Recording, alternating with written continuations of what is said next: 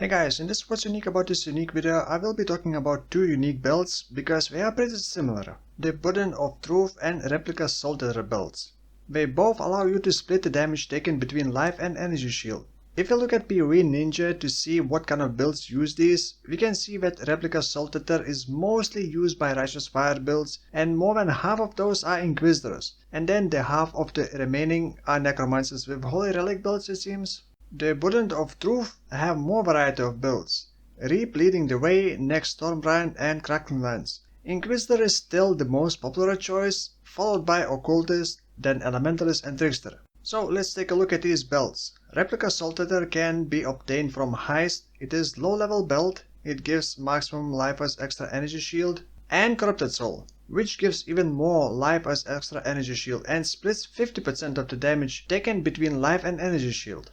The Burden of Truth drops from Cirrus and requires level 79 to equip it. It also gives life as extra energy shield and splits 33% of the damage taken between life and energy shield. It also grants Supreme Decadence, which allows your flasks to heal your energy shield as well. The reason why these two belts are mostly used by Inquisitors is Pyre's Path Node, which allows Inquisitor to recover life and energy shield at the same time while standing on consecrated ground. This makes it very easy to sustain Righteous Fire. Instead of draining just your life, it now splits into life and energy shield drain, and Inquisitor can regenerate both very easily. Replica Soul Tether is more popular for Righteous Fire builds than the Burden of Truth because it splits 50% of the damage and gives up to 21% of life as extra maximum energy shield, while Burden of Truth is only 10% life as extra energy shield. However, you can also combine both Corrupted Soul and Supreme Decadence by putting on either of these belts and then using the Timeless Jewel to get the other keystone.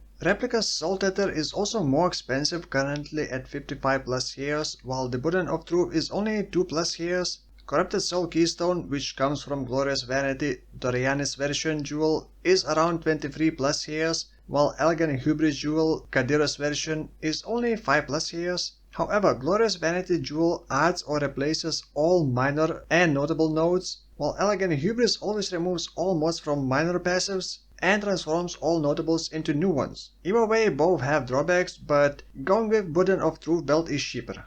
Now I want to focus more on Burden of Truth and talk about couple tricks. I am playing with Occultist using this belt. I don't have much life nor good defensive layers, but I was able to get decent amount of life plus energy shield. However, normally I don't have good way of recovering energy shield, but with this build I can heal my energy shield as well as life. Not only that, but I can even automate Utility Flask to heal me. Forbidden Taste Flask is Utility Flask. It recovers up to 100% of my life on use, but then does 25% of my maximum life as CS damage per second for its duration. Because this is Utility Flask, I can benchcraft a mod to automate it. If, for example, I take a savage hit, which means if I lose 15% of my maximum life in a single hit, then it will automatically use this flask and heal my life and energy shield. Remember that Burden of Truth belt splits the damage taken between life and energy shield. So, enemy hits will do damage both to my life and energy shield, and the flask will heal both my life and energy shield. However, you do need high HS resistance, otherwise the damage from this flask will be too big of a drawback.